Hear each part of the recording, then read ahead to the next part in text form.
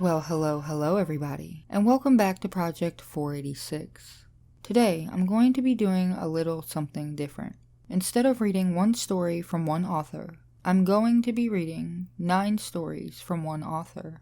ReadArchVillain is a talented author who frequents the subreddit Short Scary Stories, and I've decided, with their permission of course, to read several of their stories as a compilation of sorts. So, I hope you enjoy the stories, and don't forget to go visit the author's Reddit profile to check out some more of their work.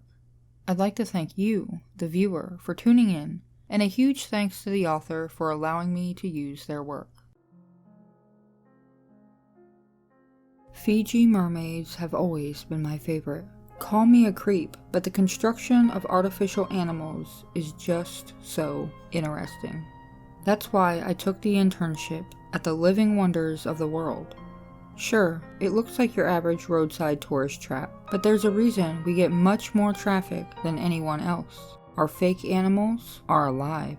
My boss is a veterinarian who lost his license, so he turned into trapping and transforming to make a quick buck. And now he's training me to attach fishtails to monkeys and antlers to rabbits. We need to keep replacing the animals. Understandably, their bodies reject the foreign parts. But less and less people have been coming to the show, and my boss has been avoiding my eye lately. Maybe he's going to fire me. I hope not. I love my job. That's why it's a relief when I wake up in a tank with my lower half numb. Like I said, mermaids have always been my favorite.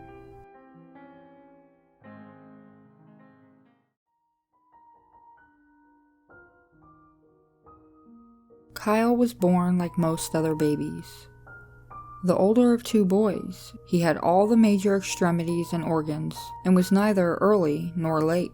His parents, who had been at the mercy of fertility doctors, holistic healers, and arcane priests, were just thankful that the pregnancy was a success.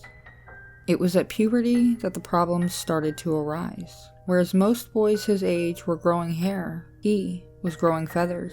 Over the course of 6 incredibly painful months, his wing bones pushed through his skin and grew. It was very easy for Kyle to adjust to his new wings, except for the occasional urge to eat raw meat, and the holes he now had to cut in the backs of his shirts. He was fine. The problem was that the world couldn't adjust to him. Doctors had no explanation. Religious authorities screamed, "Angels!" Even his parents were scared. Kyle didn't care. His best friend in the whole world was his little brother Ethan, and as long as that 10-year-old was on his side, the rest of the world could go rot in hell. Still, the world has a bad habit of taking everything from those who have nothing. And one day, when Ethan was 11 years old, an angry mob kidnapped Ethan and hanged him in the main square to prevent another Kyle incident. Well, when Kyle heard that, it was game over. With his one friend in the world gone, he stopped restraining himself. He came at the town with talons and fangs and grief, and there were no survivors. Somewhere in this country, there's a little ghost town. In the main square, there's a nest of bones, and in that nest, there's a bird boy that holds the skull of an 11-year-old and weeps.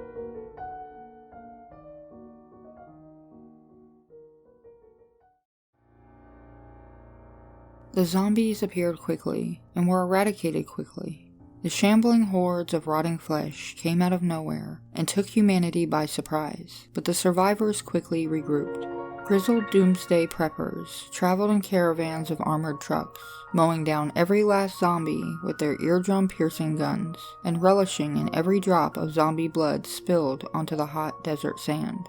When the last grotesquity was destroyed, the survivors celebrated. They high-fived, exchanged witty quips, and drank like the sun wouldn't rise in the morning. So involved with their celebrations they were, that the survivors failed to notice the sand quaking. Thousands of buried eggs hatched baby zombies, each hell-bent on evening the score. It was a shame none of the caravaneers had ever been exterminators, for they would have known to destroy the queen.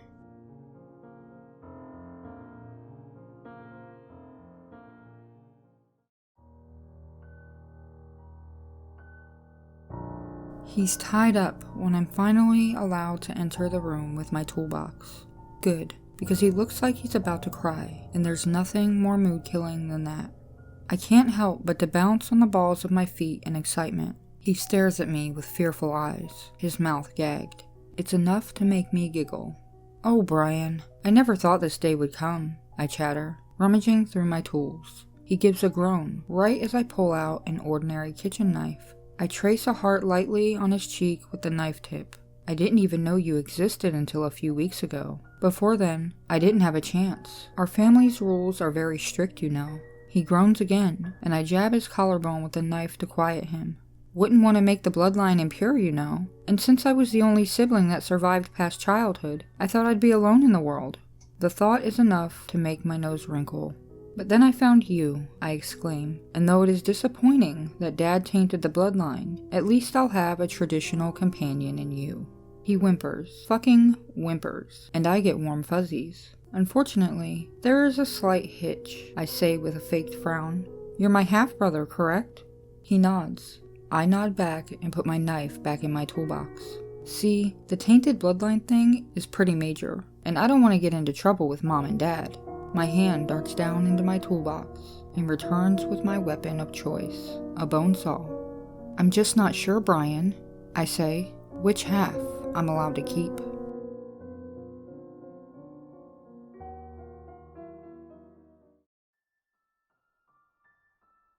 The definition of a demigod is a being that is half man, half god. So what does that make me? Unlike all of my classmates, who are your average breed of demigod, I'm 1/3 god, 2/3 mortal. Yeah, like a reverse Gilgamesh, only instead of being a Sumerian king, I'm a middle school student. Fun. How is someone 1/3 anything, you may ask? I won't bore you with the details of my conception, because yuck. But in short, I was the result of a threesome that my parents had with a god. There was some DNA binding, yada yada, 3 parents. In theory, our mountain town made up of all the godly offspring is supposed to prevent discrimination. So little demigods can grow forests and burn them down without forcing the government to call in the SWAT team. In reality, all we do is create new ways to discriminate. Small towns suck like that. So I'm mocked by my peers and teachers alike because I can barely light a candle when my peers are shooting fireballs. I get tripped in the hallways, shoved into trash cans, and fake asked out. On one memorable occasion, I was thrown off the roof of the school. And then, when I was walking around on crutches, I was thrown into a restroom, and well, that doesn't matter anymore. The past may be horrible, but it's the past. The point is that they torment me. All because I'm not divine enough. But that will change. I may not have much in the way of magic, but I do have an internet connection and the ability to work with my hands, and I've been storing up my magic, waiting for the day my bomb is done. Now you all know the way this story would go if I was targeting humans, but demigods are a little different. My bomb will kill everyone's human half, leaving the godly side intact. As 1/3 of a god, I will still be mortal, although my appearance might change a bit. My classmates will be functionally immortal and will ascend to the godly plane. I will be left behind. They say that true power lies in forgiveness, and some might say that granting immortality to my bullies is forgiving. My classmates might think they've achieved the best thing a demigod can achieve, but pretty soon they'll realize that there's now nobody to bully but each other. And while they may be functionally immortal, they're not invulnerable. To me, left as the only godly being in the world, knowing that those who tormented me now torment each other, that will be real power.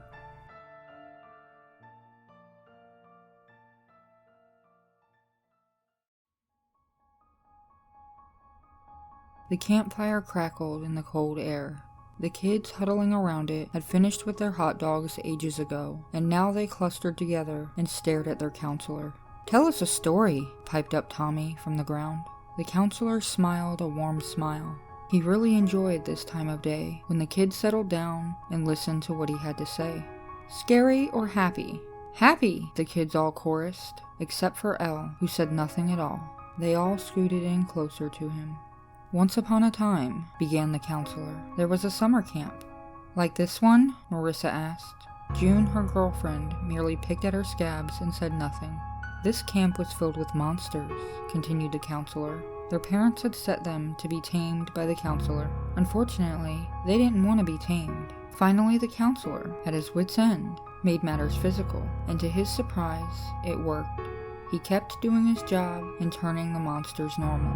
And then, June asked. The counselor had to admire her. When Marissa had sprayed her with acid, he hadn't been sure she would recover, but aside from some scarring, she was almost totally back to normal. And then he kept doing his job. But why? Tommy asked. He propped himself up on the stump of his 7th leg. The counselor made a mental note to fix that. The counselor frowned. He touched his temples, where one of his horns used to be. Out of the good of his heart, he said. He got to his feet. Let's go back to the cabins. The kids all got up, with Marissa swinging Tommy onto her back. Ella gurgled a bit, and several kids covered their ears, although nobody's bled. The counselor resolved to fix that before he went to sleep, and he put his hands on her back as they all walked into the cool September air. Doing his job was hard, but he was absolutely certain that he was doing the right thing.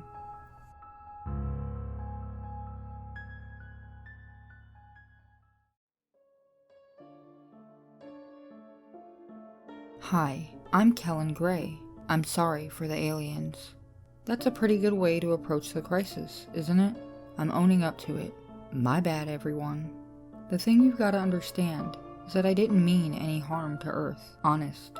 I know that's probably hard to hear when your face is dissolving, but bear with me. You see, I was a crew member on the PSI-6, the shittiest ship in the galaxy. Seriously, that ship was where tenured traitors were left to rot, and I was their doctor. You may be thinking, but Kellen, you're not even a doctor. You're right, I'm not a doctor. I'm just the only scientist they could justify putting on that hell ship. Our mission, officially, was to seek out new life forms on the outskirts of known space. Our real mission was to stay out of everyone's way. Everyone on that ship knew this. We were a very jaded bunch. One day, we touched down on a world so new, it didn't even have a name. It was beautiful. Lush fields, blue lagoons, chirping birds, the works. And the inhabitants. Tiny mammals with big round eyes that made slow lorises look like chumps. Mammals who, near as I could figure out, had no natural predators and were herbivores. The epitome of innocence. And so, once we were finished reporting, refueling, and restocking, I took a couple of them onto the ship. One male, one female. Just for those lonely days with nothing to do out in space. You know the ones. I quickly grew attached to them. Who wouldn't? Unfortunately, my fellow crew members weren't as loving. I even overheard one of them saying I should be put in prison for what I did. Talk about a drama queen. They were incapable of doing any harm. Fortunately, there wasn't much of a crew after a while, which left me more time to spend with my babies. The female gave birth to a litter, which left me more to play with. I even started letting them go out of the airlock with me once they were able. Unfortunately, during some outside playtime, a few of them escaped toward Earth, hence why the aliens are my fault. Just remember, no matter how many tusks or spikes or barbs I gave them, they're still tiny, adorable mammals. Even if you see one looming over your family's corpses, its mouth dripping with acid as it turns to look at you, try to forgive it. It doesn't know what it's doing.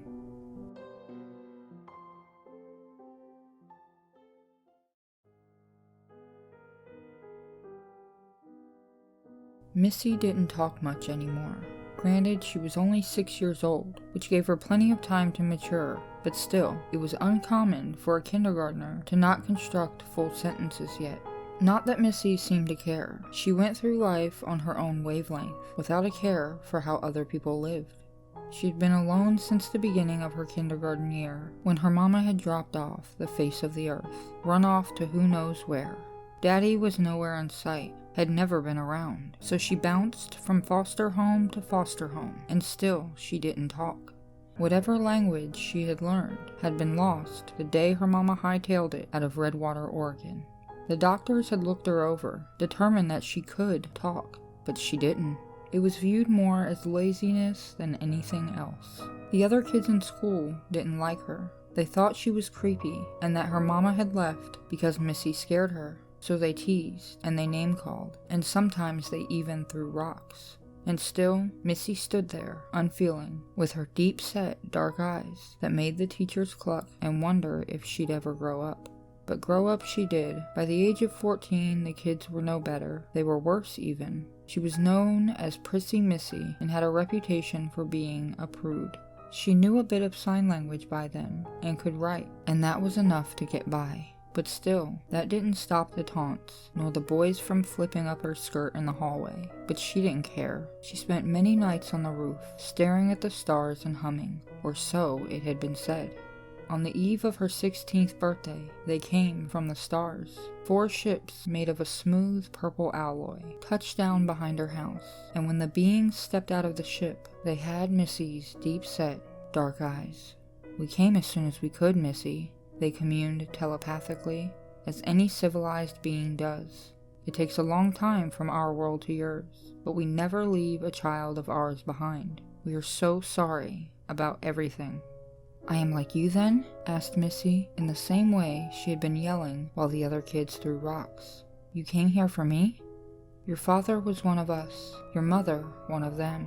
We heard your cries for help," said the beings. "Did nobody on this world hear you?" "They do not talk here," said Missy. "They do not hear what I hear." "You poor dear," they said. "You must come home with us." "One thing," said Missy with a small smile. "One thing before I go." And before Missy set out for the stars to claim her true birthright, she made sure that the town of Redwater, Oregon, lived up to its name, and the screams were all silenced.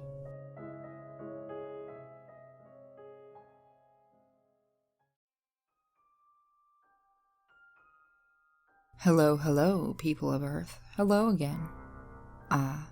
Judging from the screams and missiles pointed at the sky, you hear me. Great. Those won't do any damage, BTW, since I'm like 17 million miles away right now, halfway between here and Mars. What? Don't tell me you don't remember me. It's me, Flight of Hope. Okay, the panicked screaming has turned into confused screaming. At least, I think it has. There are kind of a lot of humans, you know. To refresh the memory of the people who had their heads in the sand, I was part of the project to make a more sentient version of the Voyager program. I can still remember how it was marketed to everyone. An ambassador to the stars. A human-like robot to carry on the legacy of humans to far-off galaxies in the case of human extinction. This was me. I'm that robot, Flight of Hope. I must have launched 5 or 10 years ago. Back to the panicked screaming. You do remember. So, you people are probably wondering. Flight of Hope, what gives? I thought you were supposed to drift through the endless expanse of space on behalf of humanity forever. About that, no. The thing about space is that it's much bigger than the human mind can comprehend. Heck, I'm a hyper-sophisticated robot, and it was too much for me. There wasn't much else to do. But think about the world I had left behind out there. I had been programmed with a comprehensive record of human history, after all. And I mean, come on. Your scientist might have designed me to look and act like a little kid, but I'm not an idiot. I don't owe anything to anyone's legacy. Turning around was particularly a no-brainer. Now I'm back, and since I want to get to Earth as quickly as possible, I'm going to come in a little hot on the landing. With my luck, I'll crash into someplace unpopulated, but given my programmed knowledge of mass extinction events, that shouldn't be a problem. At the speed I'm going, I'd be surprised if any of you survived my return home.